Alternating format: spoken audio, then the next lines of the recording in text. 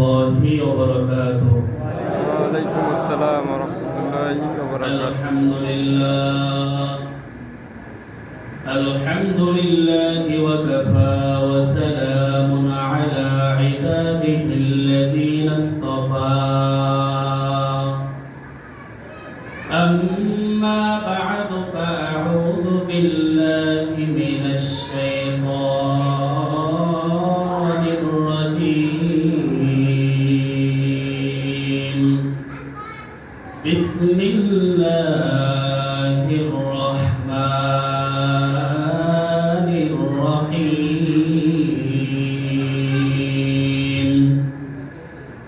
وما أرسلناك إلا رحمة للعالمين. وقال النبي صلى الله عليه وسلم: أنا خاتم النبيين لا نبي بعدي، أو كما قال النبي عليه الصلاة والسلام. شكر محبة درود شريف يا اللهم صل على سيدنا ونبينا وشفينا وحبيبنا ومولانا محمد صلى الله عليه وعلى آله وأصحابه وبارك وسلم. اللهم صل على سيدنا ونبينا وشفينا وحبيبنا ومولانا محمد صلى الله عليه وعلى آله وأصحابه وبارك وسلم. محمد لسانا صد سلام شفيع مجرما يوم القيام. شد وجوداش رحمة للعالمين. مسجد يوشد हमारा ज़मीन. साहिल से लगा दे मेरे इश्क़ का सफीना. साहिल से लगा दे मेरे इश्क़ का सफीना. आगो ही से देखा दे मुझे मक्का मदीना. आगो ही से देखा दे मुझे मक्का मदीना. আলহামদুলিল্লাহ, আল্লাহ পাক রব্বুল আলামিনের দরবারে লাখ কোটি শুকরিয়া আদায় করতেছি যে মহান রব্বুল আলামিন আপনাকে আমাকে আজকের এই রাসূলের জীবনী আলোচনা করার মজলিসে আসার এবং বসার তৌফিক দান করেছেন। সকলে বলি আলহামদুলিল্লাহ। আলহামদুলিল্লাহ।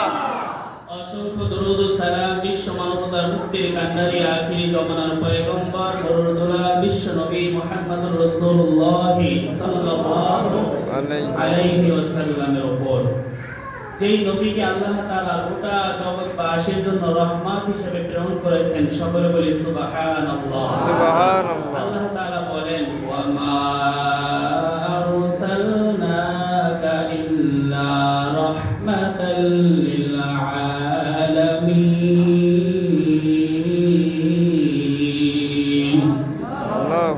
ও পয়গম্বর, আমি আপনাকে গোটা জগৎবাসীর জন্য রহমত করে প্রেরণ করেছি। আমার নবী যেরকম মানুষের জন্য রহমত, আমার নবী সেরকম জিন জাতির জন্য রহমত। আমার নবী আকাশের জন্য রহমত, আমার নবী আসমানের ফেরেশতার জন্য রহমত, আমার নবী একটা পাখির জন্য রহমত, চন্দ্রের জন্য আমার নবী রহমত, সূর্যের জন্য আমার নবী রহমত। আমার নবী শুধু মানুষের নবী নয়, আমার নবী হলেন বিশ্ব নবী। আমার রব যত জগৎ সমূহ আছে, যেরকম আল্লাহ তাআলা যে এরিয়ার জন্য রব্বুল আলামিন, আর ওই সকল এরিয়ার জন্য আমার নবী হলেন রাহমাতাল লিল আলামিন। আমার নবী ইমানদারের জন্য রহমত। বলে নবী যদি না আসতো আমরা কালেমা পড়তে পারতাম না, কুরআন জান্নাত জাহান্নামের রাস্তা চিনতে পারতাম না, নবীর মাধ্যমে আমরা জান্নাতের রাস্তা চিনতে পেরেছি, আমরা সঠিক রাস্তা চিনতে পেরেছি। অতএব আমাদের জন্য নবী রহমত। কথা বলেন ঠিক কিনা? কাফির বেঈমানের জন্য রহমত। বলে তা আবার কিভাবে? বেঈমানের দল অন্যান্য নবীর উম্মতেরা যদি কোনো কম নবীকে অস্বীকার করত, নবীর সাথে খারাপ ব্যবহার করত, কালেমা দাওয়াত গ্রহণ না করত, আল্লাহ তাআলা সাথে সাথে আসমানি আযাব দিয়ে তাদের ধ্বংস করে দিতেন। অথচ আমার নবীর উসিলায় আজকে বহুত কাফের বেঈমানেরা দুনিয়ায় বসবাস করে, কিন্তু আল্লাহ সরাসরি তাদের আযাব গজব দিয়ে ধ্বংস করে না। শুধু এখানে শেষ নয়, আমার নবী যখন দ্বীনের দাওয়াত দিয়ে তায়েফের ময়দানে যায়, তায়েফের অবু যুবকগুলো আমার নবীর গায়ে ওই পাথরগুলো নিক্ষেপ করে, আমার নবীর শরীরটাকে ক্ষত বিক্ষত করে ফেলছে। আমার নবীর শরীর থেকে রক্ত ঝরে, নবীর শরীরের রক্ত ঝরতে ঝরতে নবীর জুতা মোবারক আটকে যায়। এত রকমের মারামারি ওই কাফিরের দল আল্লাহ সহ্য করতে পারে নাই। আল্লাহ জিবরাইলকে পাঠাইয়া দেয়, ও জিবরাইল যাও, তাড়াতাড়ি তায়েফের ময়দানে যাও, আমার হাবিবকে ওই কাফির বেঈমানের দল আঘাত করতেছে। জিবরাইল এবার তাড়াতাড়ি করে রাসূলের কাছে হাজির হয়ে বলে, ও পয়গম্বর, আপনার জন্য আল্লাহ তাআলা হুকুম করে দিয়েছেন, এই পাহাড়ের দায়িত্বে নিয়োজিত ফেরেশতা আমার সাথে আছে, আপনি যেভাবেই হুকুম দেন না কেন সেভাবেই এই পাহাড়ের দায়িত্ব নিয়োজিত ফেরেশতা করবে। আপনি যদি চান তায়েফের দুই পাশের পাহাড় দিয়া ওই কাফের বেঈমানদেরকে ধ্বংস করে দিবেন। আমার নবী জবাব দিয়া বলে, ও ভাই জিবরাইল শোনো, আমি নবী প্রতিশোধ নেওয়ার জন্য আসি নাই, আমি মানুষকে মারার জন্য আসি নাই, আমি হলাম রাহমাতাল লিল আলামিন। সুবহানাল্লাহ। আমার নবী কাফিরের জন্য রহমত। আমার নবী ডাক দিয়া কয়, ও ভাই জিবরাইল, হয়তো এই কাফের দল আমাকে চিনে না, কিন্তু আমি আশা করি এদের পরবর্তী প্রজন্ম এমন কিছু মানুষ তৈরি হবে যারা আমি নবীর কালেমা গ্রহণ করবে, যারা আমি নবীকে নবী হিসেবে মানবে। জোরে কোন সুবহানাল্লাহ। ওই নবীর শান, ওই নবীর মান দুনিয়ার কোন লেখক লিখে শেষ করতে পারবে না, দুনিয়ার কোন আলোচক আলোচনা করে শেষ করতে পারবে না। কেননা আমার আল্লাহ বলেন, ওয়ারাফা'না লাকা যিকরাক, ও পয়গম্বর, আমি আপনার আলোচনাকে সর্বোচ্চ মর্যাদা দিয়েছি। জোরে কোন সুবহানাল্লাহ। আমার নবীর আলোচনা আরশের ভিতরে আল্লাহ তাআলার নামের পাশে নবী মুহাম্মদের নাম। শুধু এখানেই শেষ নয়, আদম নবী 350 বছর কান্নাকাটি করার পর যেই দিন ক্ষমা পাইবেন তাও আমার নবীর উসিলায়। জোরে বলুন সুবহানাল্লাহ। আমার নবীর আলোচনাকে আল্লাহ সর্বোচ্চ মর্যাদা দিয়েছে। সাত আসমানের প্রত্যেকটা দরজায় দরজায় নবী মুহাম্মদের নাম, জান্নাতের প্রত্যেকটা দরজায় দরজায় নবী মুহাম্মদের নাম। জোরে বলুন সুবহানাল্লাহ। পৃথিবীর এমন কোন সেকেন্ড নাই, এমন কোন মিনিট নাই, এমন কোন ঘন্টা নাই যেই ঘন্টায়, যেই মিনিটে, যেই সেকেন্ডে নবীর নাম উচ্চারণ হয় না। পৃথিবীর সব জায়গায় আমার নবীর নাম 24টা ঘন্টা আলোচনা হয়। জোরে বলুন সুবহানাল্লাহ। পৃথিবীর যেখানে মুয়াজ্জিন বলবে আশহাদু আল্লা ইলাহা ইল্লাল্লাহ, সেখানে মুয়াজ্জিন বলবে আশহাদু আন্না মুহাম্মাদার রাসূলুল্লাহ। সুবহানাল্লাহ। সুবহানাল্লাহ। প্রত্যেকটা জায়গায় জায়গায় ঘুরে ঘুরে 24টা ঘন্টা আযান হয়। পৃথিবীর কোন কোন জায়গায় এখন সকাল, কোন কোন জায়গায় ফজরের আযান চলতেছে, কোন না কোন জায়গায় যোহরের আযান চলতেছে, আমাদের দেশে তো এখন ইশার আযান চলতেছে। কথা বলেন ঠিক কি না? এভাবে সময়ের ব্যবধান আল্লাহ রাব্বুল আলামিন পৃথিবীর ভিতরে এমন ভাবে সৃষ্টি করেছেন যেখানে আমার আল্লাহর নাম উচ্চারণ হবে ওই আজানের ভিতরে আমার নবীর নাম উচ্চারণ হবে। ঠিক। শুধু এখানেই শেষ নয়, বলে নামাজ হবে না নবীর নাম ছাড়া। নামাজের ভিতর আমার নবীর প্রতি সালাম আছে না নাই? আছে। আসসালামু আলাইকা আইয়ুহান নাবিয়্যু। আমরা কিন্তু তাশাহুদের ভিতরে পড়ি। বলেন তো দেখি তাশাহুদ ছাড়া নামাজ হবে নি? না। তাশাহুদ অবশ্যই পড়তে হবে। তাশাহুদ পড়তে গেলে আমার নবীর প্রতি সালাম জানাতে হবে। আবার নামাজের ভিতরে দুরূদ শরীফও আছে। জোরে কোন সুবহানাল্লাহ। দুনিয়ার কোন দোয়া কবুল হয় না যতক্ষণ পর্যন্ত নবীর ওসিলা না পাওয়া যাবে। পয়গম্বর আদম যখন মুমূর্ষ অবস্থায় যখন তার রূহটা কবজ হবে, তার সন্তান শীষকে ডাকিয়া বলে, ও আমার ছেলে রে, আমি আদম জান্নাতের ভিতরে একটা ভুল করার কারণে আল্লাহ তাআলা আমাকে দুনিয়ায় পাঠায়া দিয়েছে। 360 বছর কান্না করেছি, কিন্তু আমার আল্লাহ আমাকে ক্ষমা করে নাই। কিন্তু যেই দিন আমি নবী মুহাম্মদের উসিলা দিয়া দোয়া চাইছি, যেই দিন নবীর উসিলায় তওবা করেছি, ওই দিন আমার আল্লাহ আমার তওবা কবুল করেছেন। আল্লাহু আকবার। মুফাসসিরিনে কেরাম বলেন পয়গম্বর আদম আলাইহিস সালাতু ওয়াস সালাম যেই জায়গায় বসে দোয়া করেছে সেই জায়গাটার নাম হলো আরাফার ময়দান। আজকে যত হাজি সাহেব হজ করতে মক্কা যাও, আরাফার ময়দানে না যাইয়া পারবা না।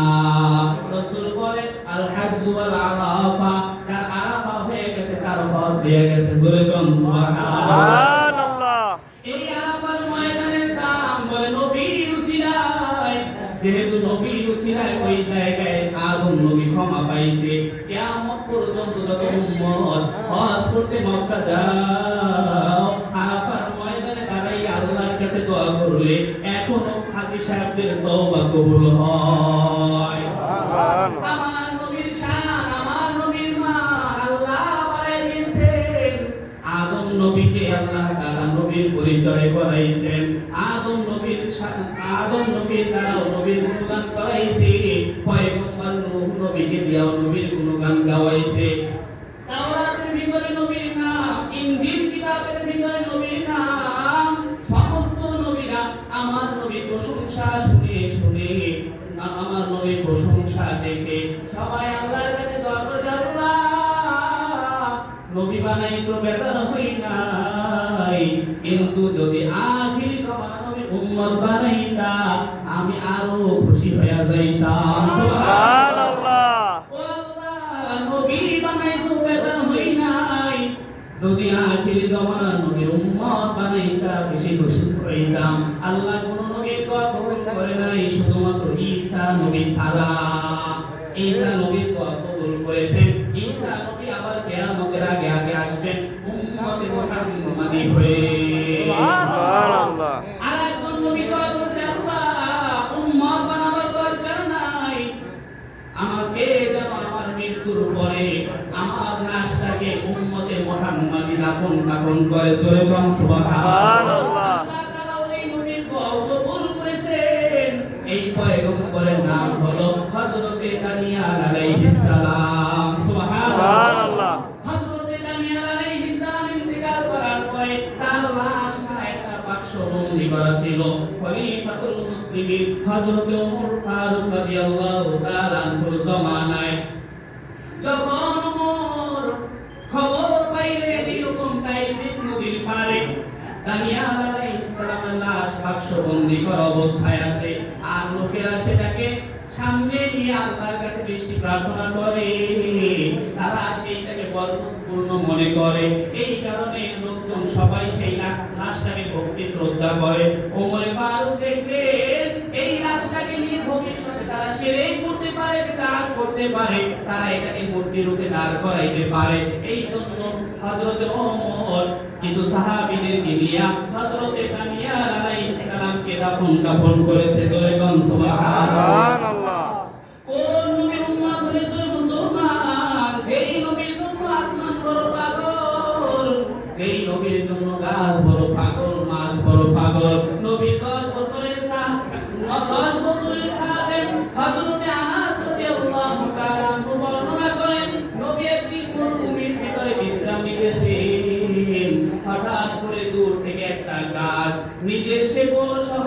মাটির উপরে উঠে মানুষের মতো হেঁটে হেঁটে নবীর শিওরে এসে গেছে। জোরে কাম সুবহানাল্লাহ। হযরত আনাস বলে গাছটা শুধু নবীর কাছে আসছে তাই নয়, বরং গাছের ডালপালাগুলো আমার নবীর উপরে ঝুঁকাইয়া দিয়েছে যাতে করে নবীর গায়ে সূর্যের আলো না লাগে। নবী আমার ঘুম থেকে জাগ্রত হইলে হযরত আনাস ডাক দিয়ে কয় পয়গম্বর, এরকম দৃশ্য পৃথিবীতে আমি কখনো দেখি নাই। ও পয়গম্বর, এই গাছ বিকল মানুষের মতো হেঁটে হেঁটে আপনার শিওরে এসে আপনার খেদমত করে গেছে। আমার নবী ডাক দিয়ে বলে, আনাস রে, এই গাছ দুনিয়ার সাধারণ কোনো গাছ নয়। এই গাছ আল্লাহর কাছে দোয়া করছে, আল্লাহ আখির জমানার পয়গম্বরের সাক্ষাৎ আপনি আমাকে নসিব করিয়ে আর নবীর খেদমত করার সুযোগ আপনি আমাকে একটু দিয়েন। আমার আল্লাহ কাছে দোয়া কবুল করেছে, যার কারণে আজকে আমি নবীকে পাইয়া গাছ আমার কাছে আসছে, গাছ আমাকে মন ভরে দেখছে এবং আমার খেদমত করে ধন্য হয়েছে। জোরে বল সুবহানাল্লাহ। আমার নবী পাহাড়ের জন্য রহমত। আমার নবী প্রতিদিন যেই পথ ধরে মক্কায় প্রবেশ করতেন ওই পথ দিয়ে ওই দিন মদিনায় প্রবেশ করে নাই।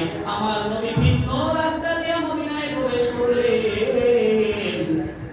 ওই দিকে উহুদ পাহাড়টা ঝরঝর করে কান্নাকাটি করে। আল্লাহ তাআলা জিবরাইলকে পাঠায় দেয়, ও জিবরাইল যাও, আমার নবী কি উহুদ পাহাড়ের সাথে রাগ করেছে নাকি, গোসা করেছে নাকি? আজকে কেন উহুদ পাহাড়ের পাশ দিয়ে আমার নবী মদিনায় প্রবেশ করলো না? জিবরাইল এসে বলে, পয়গম্বর, আল্লাহ জানতে চাইছে আপনি কেন আজকে ভিন্ন রাস্তা দিয়ে মদিনায় প্রবেশ করলেন। ওইদিকে উহুদ পাহাড় আপনার বিরহে কান্নাকাটি করে। আল্লাহ তাআলা আপনাকে ওই রাস্তা দিয়ে আবার মদিনায় ঢুকতে বলছে। জোরে বল সুবহানাল্লাহ।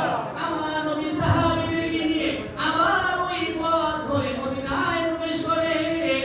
যেই পথ দিয়ে ঢুকলে উহুদ পাহাড় নবীকে দেখে, নবী উহুদ পাহাড়টাকে দেখে। জোরে বল সুবহানাল্লাহ।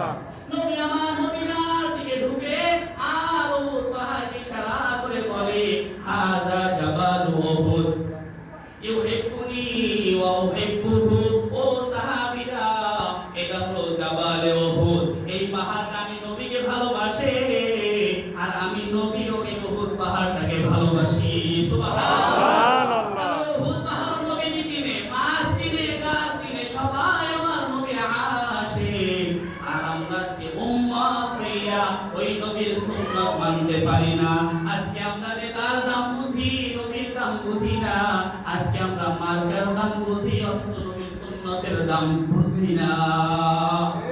আসুন রবিউল আউয়াল মাস, রাসূলের সিরাত, রাসূলের জীবনী আমরা বেশি বেশি আলোচনা করি, জানি এবং রাসূলের সুন্নাত তরিকায় চলার চেষ্টা করি। আল্লাহ তাআলা আমাদের সবাইকে ওই রাসূলের সুন্নাত তরিকায় চলার তৌফিক দান করুন। সকলে বলি আমিন। ওয়া মা আলাইনা ইল্লাল বালাগ। আসসালামু আলাইকুম ওয়া রাহমাতুল্লাহি ওয়া বারাকাতুহু।